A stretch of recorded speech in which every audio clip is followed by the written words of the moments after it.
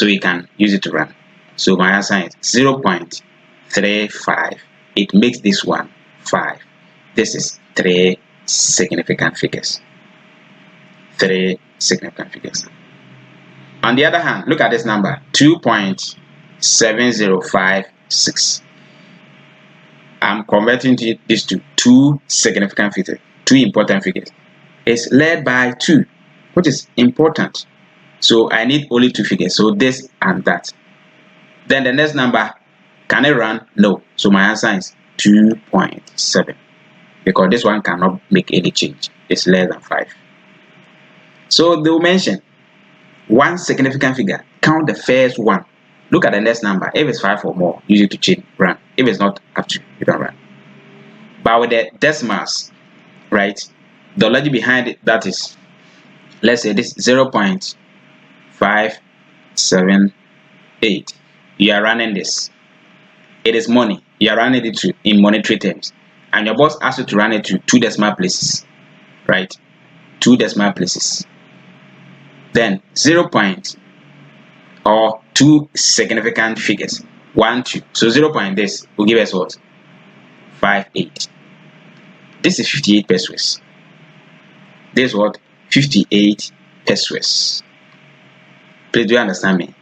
But let's see here. 5086. 3 significant figures. 3 significant figures. So what do I write? 1, 2. Then I look at the third one. It's 8. It will turn into what? 9. Now, the rest of the figures, I'll make it 0. Why so? This is in thousand. 5086. 5086. So if I clear off this, it becomes 509 after running. Thousands has tend to become hundreds. That is a wrong analysis. That's a wrong conversion. You're supposed to convert to 3 important figures and write a check for the person. That's what your boss told you. So when they are whole numbers, that's what I mean. When they are whole numbers, turn the rest to 0. Even in the whole work, when you finish, you are turning the rest to what? 0. This one, let's go back to this. The remaining 8, this one, it is 0. But when you insert this in calculator, the 0 will vanish. Yes, 0.580. This one will vanish. So it come back to the 0. That. So you don't write this one. When the examiner chooses to write it, fine. That's okay. It's good. It's correct. Take it. Because it's the same as, so 0.50, if I have this, let me write this one. If I have 0.200000, it's the same as 0.2. Yes. Insert this in calculator and see, you end up getting 0.2. That's what it means. So after running, you turn the rest to what? Zeros. But when it's a decimal number, right, you ignore the zeros because it's the same. But whole numbers, if you ignore, you will reduce the value of the quantity or the amount involved. So you must turn it to 0 and write them. You get the picture? Good. As you work more examples, you see it. So looking at this example, can you see this 1 significant figure? Can you see this figure down here? Example 4. 1 significant figure. So we count only the first one, 1. This is what? 7. It will run and to make it what? 6. After that, there are 1, 2, 3, 4, 5 figures. So 1, 2, 3, 4, 5. You turn all to 0, making it what? 60,000. It is in tens of thousands. You must maintain the value. Maintain the value. But when it comes to this side, look at this. 1, 2, 3, 4. 4 significant. So 1, 2, 3, 4. We had this. This one was used to run to make it what? 7. The rest turn to 0. But that 0 will not make any impact because it's a decimal number. So you throw it away. Finish. It's the same. But the examiner can maintain it, which is correct. By paper 2, if you are writing, you ignore them. Right. Good. So let's move on now. Now that we have gotten the picture of significant figures. All right. Let's see.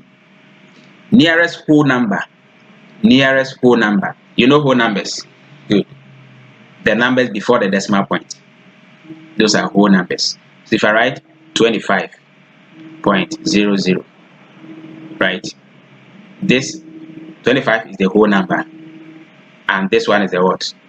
Is a decimal number, right? So let's start.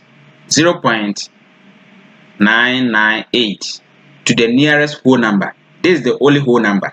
So you pick the nearest whole number closest to the decimal point. Look at the next number, whether it's a decimal or not. Use it to run it. So when this one runs, it becomes what? 1. This is the answer. You throw the rest away. Do you understand? The rest are thrown away. So this is the nearest whole number. It's just like that. You turn the rest to zeros. So if I write this 0, 0, 0, put this in calculator, you still get 1. It's the same as 1. Right? Good. So let's see. 24.675. 24.675 to the nearest whole number. That means the closest. Nearest means the closest whole number to the decimal point. The closest is what? 4. So I write 2, 4. But I will check here first. Can I run? Yes. So this one becomes what? 5.000. But if you insert in calculator, it becomes 25. So you just write 25. You are free. Hello. Good. So let's look at these examples here. Can you see these examples?